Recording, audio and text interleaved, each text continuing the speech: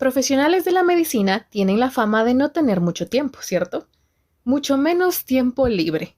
Pero, ¿te has preguntado alguna vez cómo es realmente la vida de un médico o médica? ¿Qué tan similar es a lo que, por ejemplo, vemos en las series de televisión? Detrás del estetoscopio y el ajetreo del día a día hay momentos de contemplación, otros desafíos y mucha pasión, como nos demuestra nuestra invitada de hoy. En este episodio hablamos con la médica internista e infectóloga guatemalteca Nancy Sandoval Pais, quien desde sus 15 años sabía que la medicina era lo suyo. Acompáñanos mientras Nancy nos comparte una vista más personal de una carrera tan demandante como la medicina y de cómo derrotar nuestros propios miedos para alcanzar nuestros sueños, aunque en el camino nos den ganas de tirar la toalla.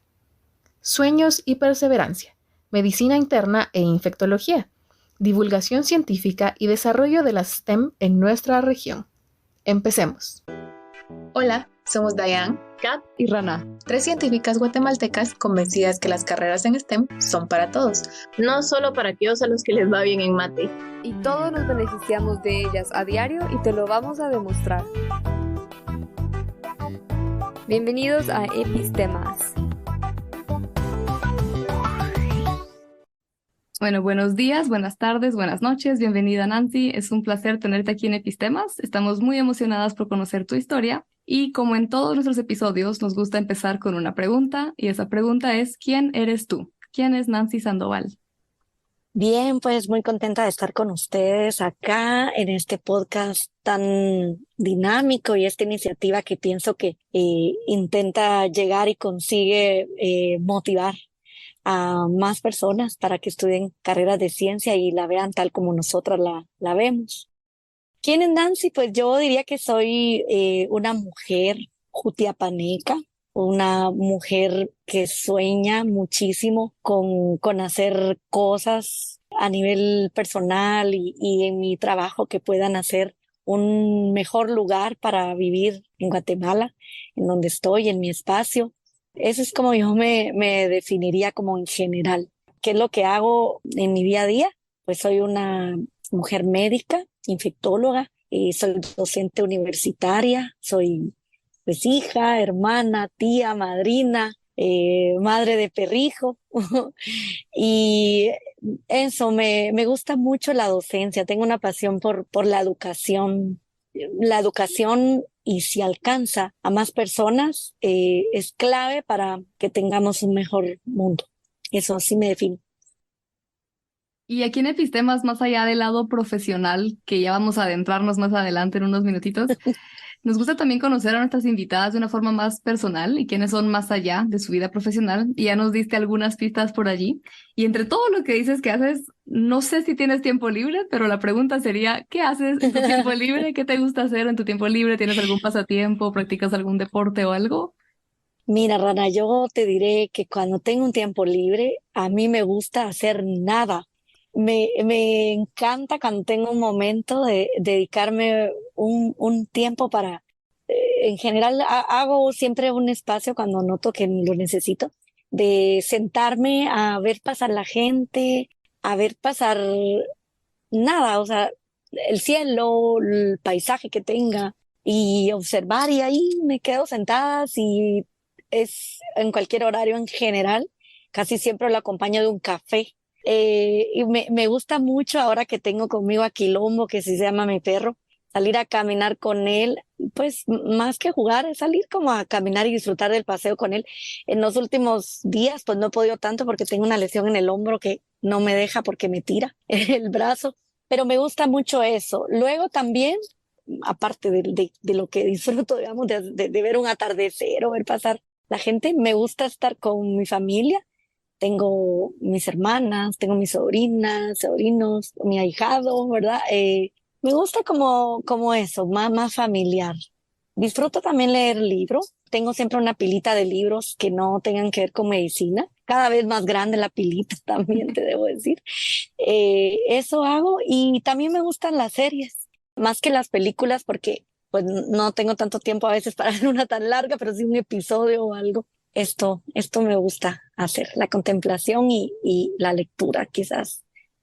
¿Y los libros que lees cuando no estás leyendo de medicina son de historia, son de autoayuda, son novelas, dramas?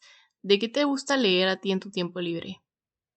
Fíjate que en toda la carrera de medicina, realmente leía muy poco fuera de medicina. Me di cuenta que cuando entré a medicina interna, la especialidad, y me preguntaron en mi entrevista cuál era el último libro que había leído, yo me quedé como, ups, o sea, fuera de Cecil, Harrison, todo esto, que son los libros de medicina, tenía pues muy poca lectura fuera de ello. Y aquel entonces pues leías como más como de aquellos que te ponen en el colegio de metamorfosis o así, ¿verdad? Y entonces, a raíz de que volví de Guatemala, he empezado a hacer una lectura como de los libros que debía haber leído y no he leído. Entonces ahí como una pilita como Rayuela, Hombre de la Rosa, libros como que tengo como en una lista que debo leer, eso hago. Novelas, la última fue esta de El invierno, no me acuerdo el nombre, cómo se llama, pero tiene que ver con el invierno de Isabel Allende. Bonito, me gusta, pero en general leo más como de los pendientes y así. Y la pilita que compré ahorita en la feria en la última de ¿cómo se llama? Del libro, como mucha novela siento que compré y mucha poesía tal vez, pero eso hago. Me identifico, la verdad. Recuerdo también que creo que ha cambiado en los últimos años, pero porque he ido teniendo un poquito más de tiempo libre, pero en la universidad también buscaba más como poesía, novelas. Y ya cuando me Sí. distancié un poco más de la academia, empecé a comprar más de ciencia popular otra vez para seguir empapándome de otros temas, pero como que ya tenía más capacidad mental y tiempo en esos últimos años. Pero justo en la universidad recuerdo que no, y lees tanto No de la tanto, rama que no. no, sí. Mira, tengo un dealer, ¿eh? Tengo un dealer escritor de libros que yo lo acudo y le digo, a ver, le digo, a ver si oye este podcast, pero le digo, Fernando, ya este es el cheque, ¿cuál voy? Y de hecho, el libro, he leído también de ellos que escriben de Guate, Maya Q, Fernando Ramos, ahorita leí algo de Joaquín. Esos que la verdad que los voy ahí en la pilita y voy leyendo un poco. No me acuerdo quién fue que decía, no sé si fue Galeano o qué autor decía justo que el secreto para una vida larga es tener, comprar más libros de los que puedes leer, porque siempre tienes el pendiente ahí. Mira, y te digo que este año tampoco compré tantos, porque sí digo, no, la meta es empezar con estos que tengo ya en la mesita. He estado también teniendo como más lecturas de fuera de medicina, de periódicos, ¿sabes? Como New Yorker, notas por ahí que digo yo como, no sé, que son lecturitas rápidas, ¿verdad? De 6, 10 minutos, pero que no tienen que ver con medicina y de ahí me surge algún libro. Ahora que estuve en Buenos Aires, estuve en el Ateneo. Rana, no sé si has estado ahí, pero si te gusta la lectura, tienes que estar ahí. Es una cosa impresionante. Yo había estado en Buenos Aires antes, pero no había estado en el Ateneo. Y si eres Harry Potteriana, porque claro, yo sí que soy, y ya te digo que soy de leer y esto, me compré un libro que me habían recomendado y no lo he empezado, pero se llama Hábitos Atómicos. Ay, sí. Y no sé, me lo recomendaron y me dijeron, léelo, que te va a gustar. Y yo dije, bueno, lo vi ahí en el mostrador y dije, va, lo voy a llevar y lo leo, pero no lo he empezado aún. Es como el que está hasta arriba ahorita, a ver si lo empiezo. Sí, igual he escuchado tanto ese libro, todavía no he llegado a él. Pues mi hermana, ella insistió más recientemente, así que dije, mira aquí, o sea, si me lo viene a topar aquí y en español, o sea, ya, Es una o sea, señal. la tengo que leer, sí. Ay, no, yo creo que la verdad es que de libros podríamos seguir hablando toda la hora, pero tenemos que llegar a las de STEM y a la medicina en algún momento. Y justo ya que mencionaste a tu hermana y mencionabas antes que te encanta también pasar tiempo con tu familia, ¿hay alguien más en tu familia en STEM o tuvo eso alguna influencia o cómo fue que tú llegaste a decidir por una carrera en medicina? ¿Cómo fue tu camino hacia esa decisión? Uy, mira, fíjate que yo soy hija de dos maestros jubilados. Mi madre era la directora de la escuela de varones de mi pueblo, del Progreso Jutiapa, que ese es el pueblo donde yo nací. O sea, yo no digo que no soy de Jutiapa, yo digo que soy del Progreso, pero es del Progreso Jutiapa, porque yo ahí crecí, en el barrio y así, en el barrio La Lomita, porque así se llama nuestro barrio. Mi madre era directora, maestra, y mi padre también era maestro. Entonces, en mi casa, como te imaginarás, había muchos libros. Mi mamá la recuerdo que llegaba con enciclopedias. Acá es, yo le digo, mami, ¿cómo hacías? Porque cada vez que era fin de mes, mi mamá llegaba siempre con enciclopedias de esto, y le encantaban los idiomas. Pero yo creo que ella lo traía porque a mi madre le encanta mucho la lectura por mi abuelo también, que él tenía la sede de todas estas revistas, que las enciclopedias de antes, no me recuerdo el nombre ahora, pero eran unas que venían por fascículos, fíjate. Es una fila enorme, como unos 20 libros, o sea, así. Y esos fascículos eran como de estas revistas con cápsulas científicas, ¿sabes? Entonces de niña yo recuerdo que yo leía todo eso, a mí me encantaba jugar porque jugué en el patio de la casa. Yo era malabarista, pero literal, subida en un palo de marañón. O sea, no me expliques cómo no me quebré de niña, pero jugaba de malabarista con mis hermanas. Jugábamos de feria, de boli, kickball. Jugábamos mucho. Entonces, a mí me encanta jugar de maestra. Yo agarraba la pizarra, el yeso, y me recuerdo que decía, bueno, a ver, y no sé qué, y adivinamos, y a dibujar, y no sé qué. Entonces, yo siempre me vi como maestra, ¿sabes? Y también jugábamos de doctora. Yo en algún momento como, vengan, y yo los voy a ver, y no sé qué. Entonces, esto me pasó siempre por la mente. Creo que jugamos mucho de esto, y así fue un poco el recorrido. Luego mi hermana mayor, que sí, ella es médica, es psiquiatra. La que me sigue a mí es dentista, y la pequeñita es psicóloga. Y la segunda hermana mía, ella es mercadóloga. Entonces sí, como que en la casa siempre ha habido como una influencia hacia allí. Mi materia favorita, la verdad es que siempre fue los idiomas, porque me gustaba idioma español, y además me encantaban las ciencias naturales. Por ahí recuerdo que eso ha sido. Como medicina, lo tenía muy claro, Rana. Recuerdo que cuando ya estaba en primero o segundo básico, yo le dije a mis papás que yo me iba a venir a la capital a estudiar bachillerato porque yo quería ser médica, y en el pueblo no había bachillerato. Entonces yo le dije, mami, yo no quiero ser una carrera que tenga 3 años porque yo quiero ir a la universidad. Entonces yo necesito bachillerato, y aquí en Jutiapa no hay. Entonces me vine a los 15 a la capital porque tenía muy claro que iba a ser médica. Y mucha gente me decía, ¿sabes? Pero ¿y si no termina la U, te vas a sacar como bachiller, qué vas a hacer? Y yo así como, yo voy a terminar medicina, y si no, pues yo voy a ver qué hago. Y ese fue el primer reto, como estudiar el bachillerato en medicina. Y desde allí lo tenía claro. Cuando puse el primer pie en el hospital a la práctica en el Roosevelt, supe que iba a volver allí. Y eso, así llegué a la medicina.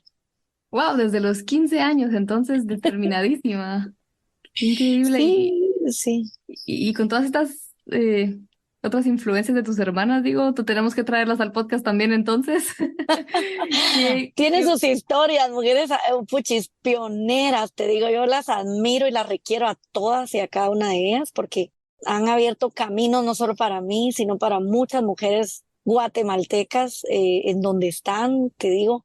Y todo esto yo creo que nace de una abuela que siempre, siempre inculcó eso, la mamá de mi mamá, la abuela Tencha, mamá Tencha, que siempre decía como para arriba, empuje, y era como su sueño, y ella era muy impulsora de la educación, ¿sabes? Mi abuela estudió 3 veces sexto primaria, ¿sabes? Porque no había más que eso. O sea, ella tercero, pero 3 veces 3 años repetidos porque no había más, ¿verdad? En su época allá en Jutiapa. ala. Nos ha gustado el estudio, creo yo. Ha habido mucho interés en conocer y esa curiosidad de comprender por qué pasan las cosas también. Qué fuerte, qué bonito. ¿Y cómo fue tu experiencia llegando de Jutiapa a Guatemala a los 15 años para estudiar? ¿Cómo fue ese cambio, ese shock cultural? O- Uy, mira, eran otros tiempos, ya te digo, desde luego, pero sí fue un gran cambio, fue un cambiazo. Yo creo que lo que ayudó muchísimo es que mis padres lo tenían muy claro y nos mandaron a una casa de huéspedes. Entonces yo te digo, hicimos un recorrido las tres juntas, las hermanas, la mayor, la segunda y yo, que soy la tercera, porque mi hermana mayor tenía un año acá en la capital, bueno, 2 años ya en la capital, pero cuando yo me vine, estuvimos juntas las tres en casa de huéspedes, y te digo, hicimos un recorrido en muchas casas de huéspedes, siempre juntas, hicimos amigas. Es muy lindo, o sea, yo realmente lo volvería a hacer todo esto porque de hecho hace como 2 semanas todavía me reuní con una de estas amigas de cuando ella todavía no era psicóloga y cuando yo todavía estaba en el bachillerato, Y en la feria del libro me encontré una de las escritoras ahí exponiendo y también vivimos en casa de huéspedes y lo sentí tan bonito. Entonces, pero claro, irse en bus, ¿verdad? Uno hasta la zona uno, el miedo a que te asalten, esto que recuerdo, pero era diferente, era un poco más sano. Yo me iba en el bus y era diferente. Pero la experiencia bonita, quizás el tema de cocinarte es lo que más cuesta, porque tampoco a esa edad pues uno no es tan hábil, así como yo qué sé. Pero en las casas de huéspedes era un poco más fácil esto. Tuve la dicha, la verdad, de contar con el apoyo de mis papás. Siempre. En ese sentido fue muy, muy, muy fuerte. El apoyo emocional y el apoyo económico, definitivamente, porque en medicina no puedes trabajar si quieres terminar en tiempo. Entonces, esto y un buen grupo de amigas. De hecho, te digo que hoy, después del podcast, me voy a reunir con ellas. Son las amigas de la U. Ah, Y te digo, esas amigas que pues te hacen sentir como que estás aquí. Entonces sí, eso así lo veo. Yo creo que era una niña, una mujer muy madura desde siempre, pienso. Lo tenía ahí muy claro.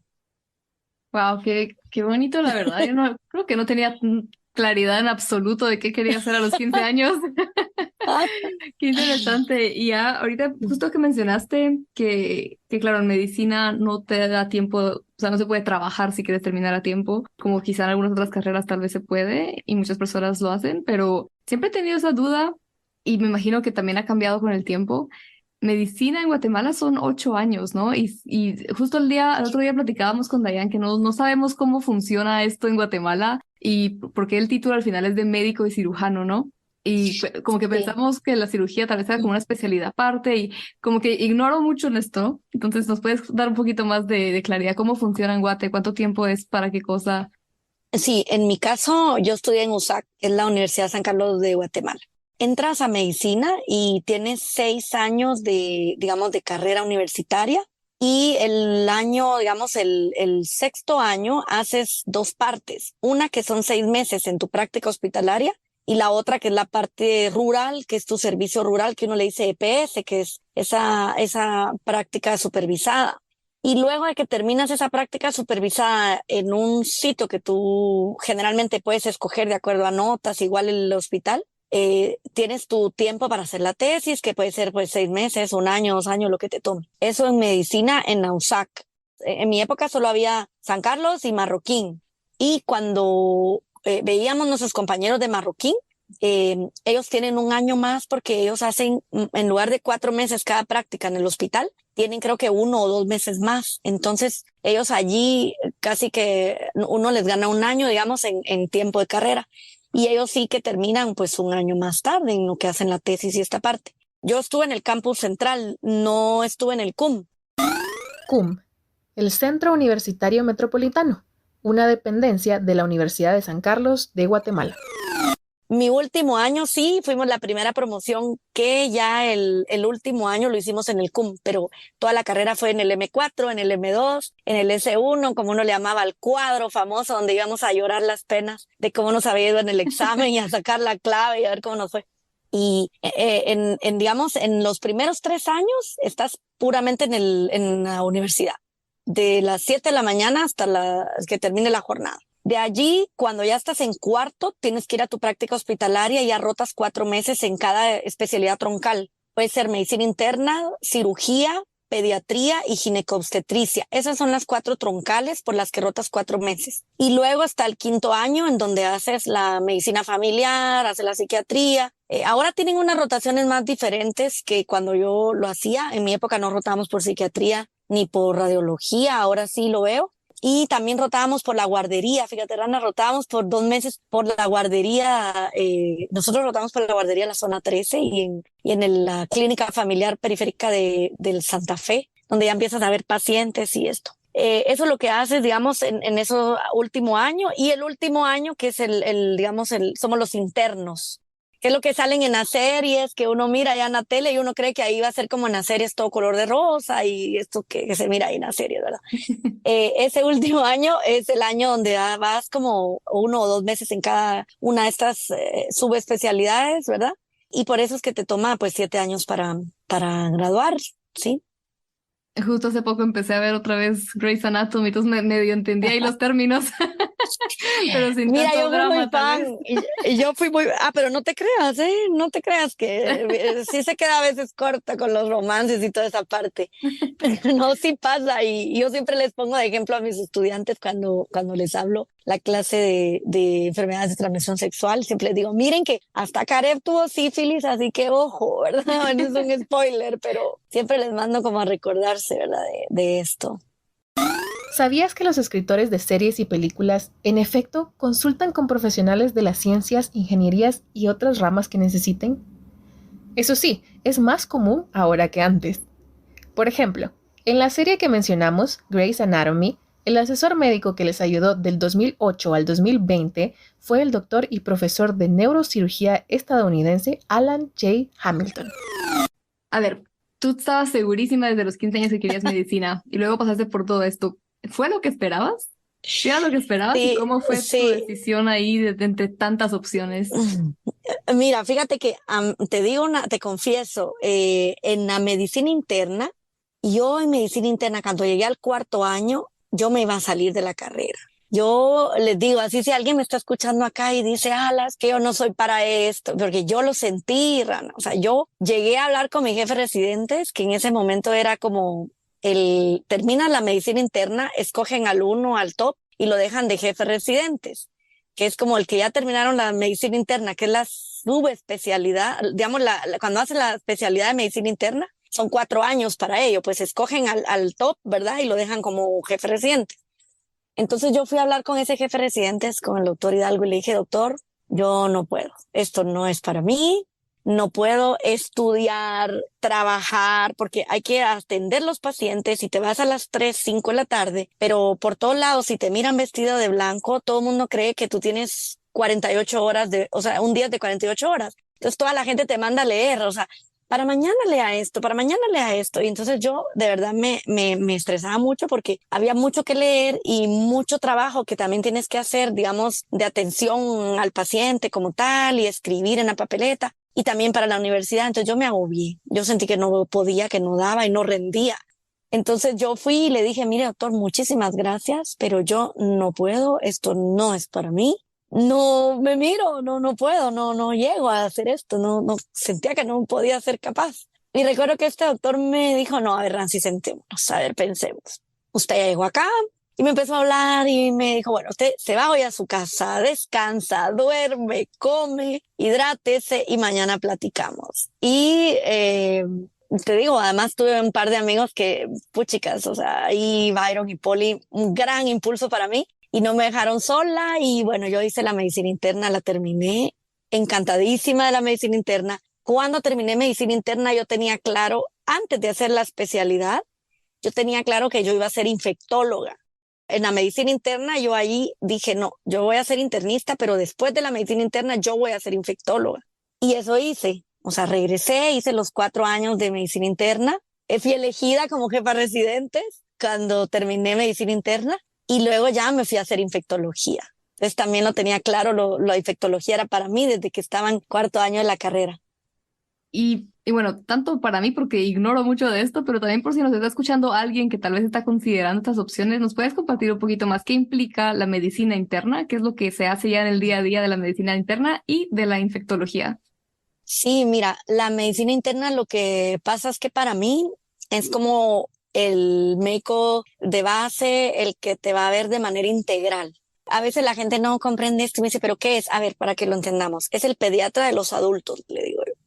Es como el equivalente a los Ah, pediatras de los adultos. Es que es cierto que la pediatría, no te la dije, la pediatría es otra troncal. Es otra de las troncales por la que rotamos en cuarto. Y entonces yo les digo esto, es el médico que te va a ver cuando te duela cualquier parte del cuerpo, es el que va a profundizar, el que te va a ver de manera integral. Eso es el que hace el médico internista, es como el que te va a saber a dónde guiar y el que te puede manejar y si necesita alguna interconsulta, pues ya verá si hace falta que alguna subespecialidad te tenga que ver. Para ser internista en Guatemala tienes que hacer 3 años de la especialidad médica y el cuarto año que puede ser o la jefatura de los residentes o te vas al interior del país como médico internista a hacer un año de servicio social. Y ya luego viene la infectología, que en Guatemala hay posgrado ya de infectología. Toma 3 años en Guatemala formarte. Yo no lo hice acá, lo hice fuera. Pero la infectología lo que mira son enfermedades infecciosas como la neumonía, la meningitis, infecciones de piel, la tuberculosis, VIH, malaria, todo lo que está muy de moda ahora, ¿verdad? Que es como las epidemias, pandemias, todos los virus estos. Miramos también dengue y esto. Entonces eso es un poquito lo que hacen los infectólogos, pero a mí me encanta mucho medicina interna y me gusta mucho infectología, pero sí percibo como al infectólogo alguien que nunca deja de ser internista, Rana, porque no puedes tratar una infección si no equilibras al paciente en su entorno general. Entonces, por eso me encanta mucho la infectología. Ya, qué interesante. Yo no sabía que era eso el médico internista, y lo digo porque no me acuerdo si te dije esto cuando me presenté, pero yo vivo en Alemania y la primera vez que tuve que ir al médico, yo no sabía, yo googleando por todos lados qué hacer, cómo ir al médico la primera vez, y que pues afortunadamente aquí funciona muy diferente y con el seguro puedo ir con este. Ahora sé que en español es médico internista, ¿no? Y aquí le llaman Hausarzt, que sería como el doctor de la casa o doctor de cabecera o algo así, creo yo. Ajá, en Europa hay una especialidad que es el médico de familia, que también la hay en Estados Unidos, y de la atención primaria, que es una especialidad bonita también, porque la vi yo mucho en España, y es el médico que aquí nos hace falta también muchísimo, porque es lo que tú describes. Mucho se va la gente directamente a la emergencia o a la subespecialidad, cuando se podría ver desde antes, pues más comunitario también, ¿verdad? No sabía que así se llamaba entonces en español justo esto de internista. Siempre que escuchaba yo medicina interna, yo solo asumía que era algo más serio que cuando solo vas por algo físico exterior, digamos, no tanto que te tengan que hacer un chequeo interno. No sé, en mi ignorancia eso asumía, pero ahora ya me la aclaraste. Es un médico que, digamos, de medicina general, luego ha hecho 4 años o 5 si fue en Europa, de una subespecialidad ya más como integral, pero nosotros no operamos, nosotros cogimos la rama de la medicina, no la rama de la cirugía, que es lo otro que tú me preguntabas cuando hay 2 grandes grupos, digamos, dentro de los médicos, los que somos. Nosotros nos gusta bromear de los pensantes, los que damos la orden y damos lo que ellos mandamos que hay que hacer. Y está la otra rama del que ejecuta, el que opera y el que hace directamente el procedimiento. Aunque en la medicina interna hay mucho intervencionista también hoy en día, mucho procedimiento que también lo pueden hacer. Y en la infectología, justo mencionabas algunas de las opciones, y como malaria y este tipo de enfermedades o de infecciones. Y aquí en Epistemas hemos tenido algunas personas que trabajan en esas áreas desde el lado de la investigación bioquímica o microbiológica. ¿Es similar o cuál sería la diferencia en entrarle a esto desde la medicina? Fíjate que yo antes de hacer las enfermedades infecciosas, esa maestría en Barcelona, el Hospital del Mar, yo hice una maestría en la Facultad de Farmacia de la Universidad de Valencia, y es un máster internacional de enfermedades parasitarias tropicales. Y ahí te digo, es otro mundo, es una rama tan amplia como la que tú describes, y es más un estudio entomológico, es más un estudio de los bichos y los parásitos como tal, cómo abordarlos, cómo estudiarlos en diagnóstico y cómo tratarlos, pero desde otras ramas que muchas veces no son las clínicas, ¿sí? Bonita, es otro mundo, es una rama bien amplia. Me gustó mucho. Yo quería hacer esto porque siempre he tenido una vena en la salud global. Vieras que a mí me encanta la salud global, y ahora que miro que realmente la gente ya habla de salud global, a mí me gusta, porque a mí me encantaba desde el 2008 que yo me fui a hacer esto. Y esa maestría me dio la oportunidad de estar más de cerca con parasitólogos, con bioquímicos, con farmacéuticos que hacen biomolecular, o con QS que han tomado esa rama. Pero yo quería conocerla, pero digamos, yo sentía como que mi parte, al tener el background de medicina general y de internista, yo necesitaba estar más en el campo de la clínica. Y por eso me sirvió muchísimo para el complemento de lo que vino después, cuando me moví a hacer la especialidad médica, ¿verdad? La maestría de infectología. Entonces siento que se complementa muchísimo, así lo veo yo. Y por eso, al haber estudiado allá, me hizo como entender y como querer volver a Guate a formar equipos interdisciplinarios, Rana, porque no va solo el equipo de un lado ni de, o sea, es como una mesa, necesita todas las patas. Y yo creo que nosotros somos una pata y esa rama es otra pata. Sí, totalmente. Y qué bonito justo eso de pues, como volver con estas experiencias de otras, cómo se hace en otras partes e intentar hacerlo a su propia manera, como se pueda desarrollar en el país, ¿no? Y entonces, si entiendo bien, digamos, la infectología en cuanto a estas enfermedades, desde la medicina o desde la parte clínica, es más enfocada como a los síntomas y al paciente que a, digamos, el ciclo de vida del mosquito o del parásito o algo así, ¿no?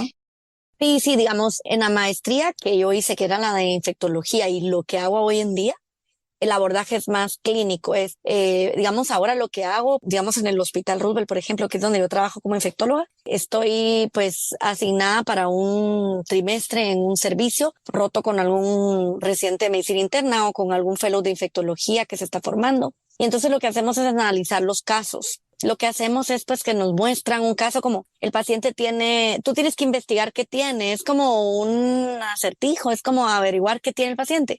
Tiene fiebre, entonces tú tienes que preguntar dónde estuvo, cuáles fueron sus hábitos, qué comió, qué bebió, qué animales estuvo cerca y con todos los síntomas que el paciente te diga, como por ejemplo, no, que tengo fiebre, me duele la cabeza, los huesos, no sé qué. Entonces tú vas para atrás haciendo ese desglose y dices, no, bueno, esto puede ser esto, aquello, y haces tú y dices, bueno, hay que hacer este método diagnóstico, hacemos estas pruebas para dirigir el tratamiento, pero sí tienes que conocer el ciclo, porque en una forma digamos, de intervención vas a tener que incidir, ¿verdad? En qué es lo que está ocasionando la enfermedad, porque vas a volver a mandar a un paciente con Chagas o vas a volver a mandar a un paciente con dengue a casa sin hacer una intervención de los triatominos, en el caso de Chagas, ¿dónde están? O los zancudos, tienes que decirle a la familia, incluso a la comunidad, cómo pueden intervenir. Así que yo creo que es como una coordinación por ahí, ¿verdad? Y si quieres saber más de Chagas, dengue y otras enfermedades tropicales transmitidas por vectores, te invitamos a escuchar el episodio número 59 con el bioquímico y doctor en biología molecular guatemalteco Hugo Perdomo. Qué bonito, Nancy. Ya con todo lo que nos acabas de contar y que se escucha también muy variado entre todo lo que haces, ¿cómo es un día a día en tu vida? Ay, un día a día de mi día. Bueno, a ver, soy de desvelarme. De toda la vida siempre he sido de desvelarme. Yo no me duermo hasta que no termine. O sea, porque me cuesta madrugar. O sea, aquello de que al que madruga, Dios le ayuda. Yo prefiero agarrar la madrugada despierta. Entonces, ¿qué hago? Me despierto. Eso, hago las cosas de lavarse la cara, de bañarse y esta parte. Me gusta oír música mucho. Desde que me despierto yo oigo música de siempre, desde Ares, imagínate, cuando estaba allá bajaba Ah, música en sí. Ares, a la gran, no sé si te suena, pero bueno, desde Sí, Ares, yo luego ya yo vino también Deezer, pirateo ahí. Spotify, sí, hasta Spotify, y bueno, entonces oigo mucha música siempre, estoy duchándome, lo que estoy haciendo siempre estoy oyendo música, pues me gusta, depende el día, o sea, no ni me digas que, porque tengo tan variado, ¿verdad? Oigo música, me gusta desayunar con tiempo y si no, pues llevar algo, pero en general casi nunca me da tiempo, pero no empiezo un día sin café. No soy nadie si no he tomado café. Eso, luego ya en general, pues me voy al hospital, hago una ronda, como coordino algunos comités de cosas, pues un día digo voy a hacer hoy mucho como PROA, que son los programas de optimización de antimicrobianos, u otro día digo, no, hoy voy a centrarme en seguridad del paciente primero, o sea, escojo de acuerdo a cómo va el día o lo que dejamos pendiente. Y luego, pues digamos, de hacer como esos equipos, ya sea con las enfermeras o con la farmacéutica del equipo, o si me voy a ir a vacunas y miro las enfermeras de allí.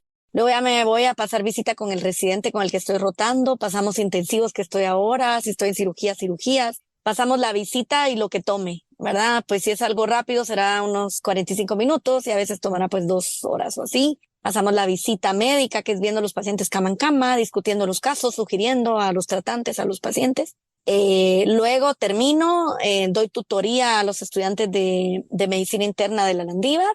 Luego algunos días a la semana doy clases de medicina interna. Soy chair de OATS, entonces estoy como activa también en ese voluntariado. OUST, la Organización para las Mujeres en Ciencia para el Mundo en Desarrollo, o bien OWSD por sus siglas en inglés. y yo intento como acoplarme a las actividades que van teniendo paralelas. Además, participo activamente de la Asociación de Infectología y pues armando congresos, el de medicina interna, el de infectología. Entonces eso en el transcurso del día, más de alguna reunión, actividades. Me gusta mucho la educación y la divulgación, por eso me gustó mucho cuando tú te presentaste antes de que hiciéramos el podcast. Yo creo firmemente en la divulgación científica. Y si algo me he trazado en la vida, y es lo que yo insisto, es que necesitamos salir de nuestro confort científico. Necesitamos llegar a la población. Es que si no, las cosas no van a cambiar porque necesitamos que la gente se involucre. Y entonces la comunidad necesita entender y sumarse al proceso de la salud. Entonces yo hago mucha educación y divulgación siempre que puedo. Así que te digo, a la semana siempre tengo unos 3 o 4 actividades de Zoom o de educación continua. Te dejamos las redes de Nancy en las notas del episodio.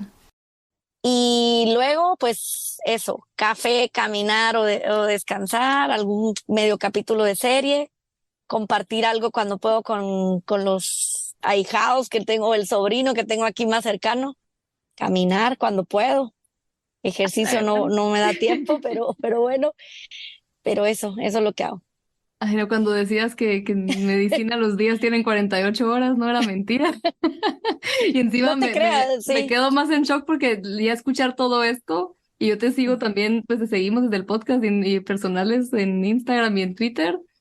Y justo lo que dices, ¿no? Que haces mucha divulgación y siempre estás en entrevistas aquí y allá. Yo digo, ¿y a qué hora entonces haces todo esto? Qué fascinante, la verdad. Sí, no, a veces sí me canso y le digo a mi mamá, porque intento hablar con ella por teléfono porque ella vive en Jutiapa, le digo, ay no mami, hoy sábado me voy a quedar en la cama literal y voy a ver tele. O me llama y me dice, ¿ya estás viendo alguna serie? Y le digo, sí.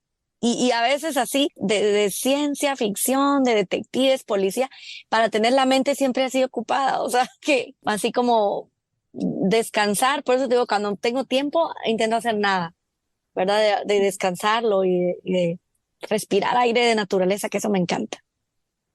Y de todo esto, ¿qué es lo que más te gusta hacer a nivel profesional? ¿Cuál es tu parte favorita de tu trabajo? Uy, mira, difícil pregunta porque me gusta muchísimo resistencias antimicrobianas y los programas o sea, antimicrobial stewardship, de optimización de antimicrobianos. Es como una rama que la tengo ahí muy de esto. Y ahí hacemos control de infecciones.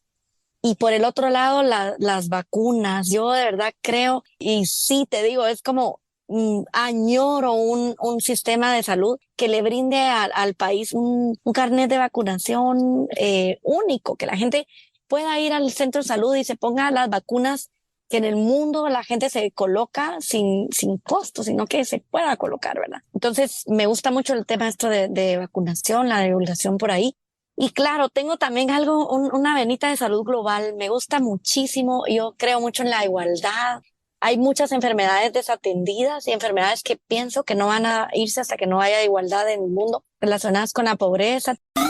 Y si quieres conocer más sobre enfermedades desatendidas, en particular la leishmaniasis, te invitamos a escuchar nuestro episodio número 110 con la bióloga, máster en enfermedades tropicales y candidata doctoral guatemalteca, Jamie López.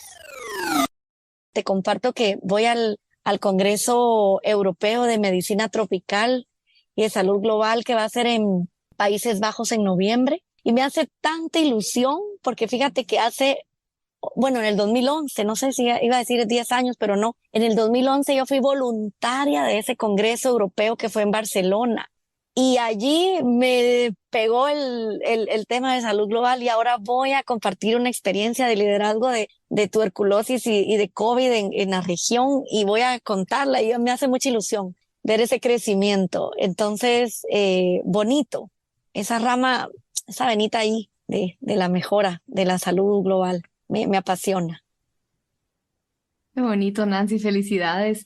Y tal vez para no dejarlo así con tanta incógnita, ¿a qué te refieres exactamente con salud global? ¿Qué es lo que Ah, incluye esto? fíjate que la salud global es como una rama en la medicina en la que se habla que el ambiente, digamos, cambio climático, todas las condiciones del ambiente en general tienen tanto que ver en las condiciones de salud, agua, saneamiento, One Health, ¿verdad? y que tu relación con los animales, con el ambiente, con el entorno en que te mueves, sí se ve reflejado. Incluso la migración. Hay una rama que va incluida ahí, cómo los movimientos de la gente, la globalización tiende a incidir y lo vemos. Es que es algo como tuberculosis, ¿cuántos años? Y todavía, imagínate, no tenemos todavía una vacuna. ¿Por qué? Porque ¿a quién le afecta tuberculosis? Le afecta a la gente más desfavorecida. Entonces, por ahí Salud Global hace ese recorrido en todas estas condiciones, el humo, el ambiente, la calidad del aire que respiramos, cómo nos incide, ¿verdad? En esto. Y la relación del mundo. No podemos ir solos y COVID lo mostró. Ay, es que nosotros somos muy VIP, tenemos vacunas, tenemos esto, pero no, te afecta en el mundo. Porque aunque tú tengas un país de altos recursos y tengas todo, si hay un país que no lo tiene controlado, te va a llegar a afectar. Y así lo han tenido que entender los países pues más desarrollados. Súper importante, y justo vuelve a lo que hablabas antes de que de tu experiencia en España quisiste regresar a Guatemala para incentivar más esta multidisciplinariedad en la infectología y pues con todo esto, ¿no? Y justo ahorita que mencionas COVID, me acuerdo que yo también tuve mis, mis riñas por ahí en el 2020, 2021, con justo esta relación del manejo de vida silvestre o el tráfico de vida silvestre y lo que y la zoonosis y como muchas personas tal vez no hacen, o sea, volvemos también a la importancia de la comunicación científica, ¿no? No hay por qué saberlo mágicamente, pero la importancia de comunicarlo para que las personas también puedan conectar estos puntos, ¿no?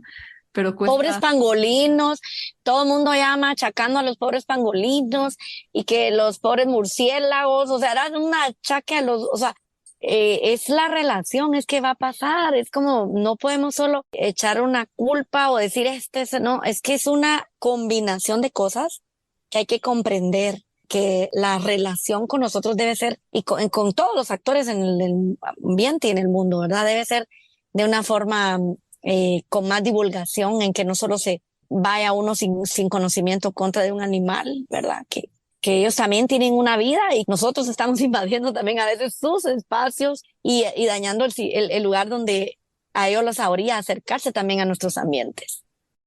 Y para darte una buena y hasta tierna imagen de los murciélagos, te invitamos a escuchar nuestros episodios número 26, 54 y 79 con las biólogas centroamericanas Estefanía Briones, Raquel Alvarado Larios y Analu Arévalo, con quienes hablamos sobre la ecología de los murciélagos, murciélagos con ventosas y hasta penes de murciélago.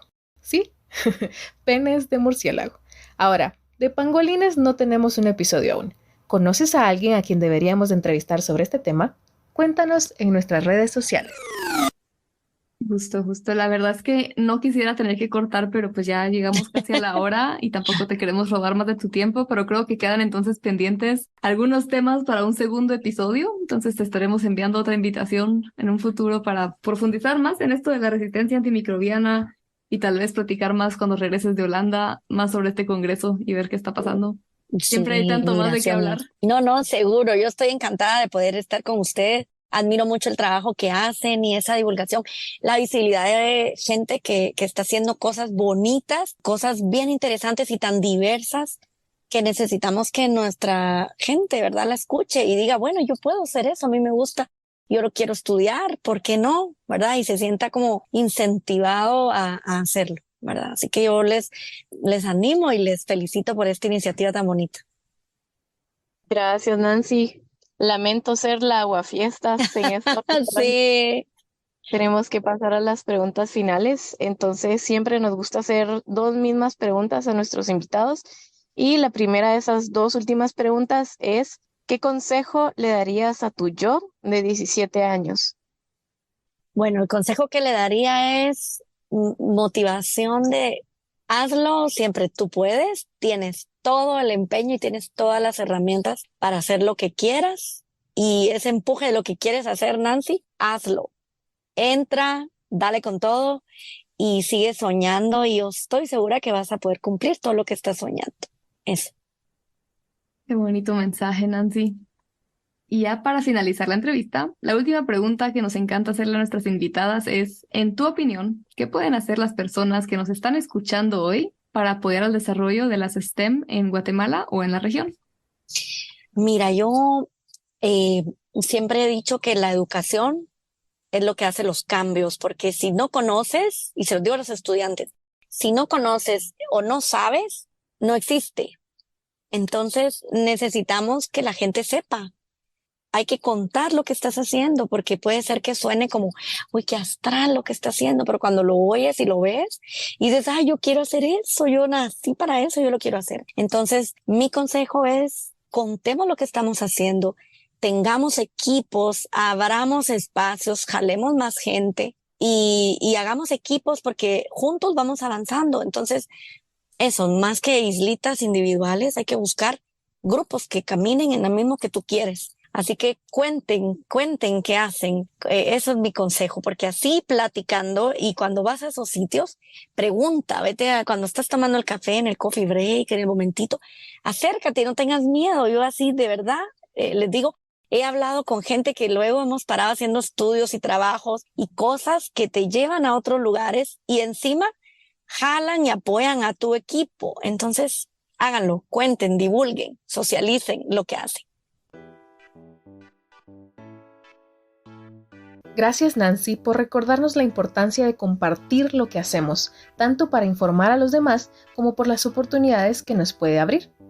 Gracias también por abrirnos más los ojos a lo que implica la medicina interna e infectología.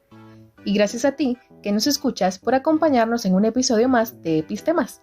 Con el fin de continuar divulgando y acercando la STEM a más personas, te invitamos a compartir este y nuestros otros episodios con todas y todos. También, déjanos una calificación en tu plataforma de podcast preferida y síguenos en redes sociales para no perderte de nada. Ahora sí, ¡hasta la próxima!